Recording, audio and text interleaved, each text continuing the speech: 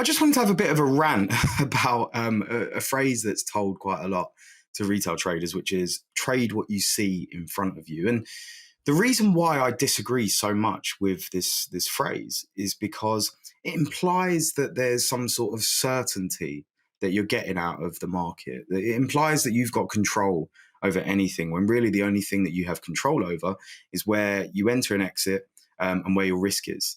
That is it. So trade what you see in front of you is a bit silly. Now, the other component of this is something that I ardently believe, which is direction comes from understanding how much relativity there is in the market between how events are priced and how data then affects said events, or how positioning affects said events.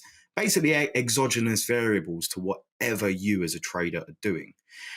And I think the more you're able to get to grips with this idea, this notion that you don't have any control apart from entering, exit, and how big a position size you enter with, where you put your stop loss, for example, the more you get to grips with that, the better and more comfortable you can be with understanding, what you need to do, what you're set out to do as a trader.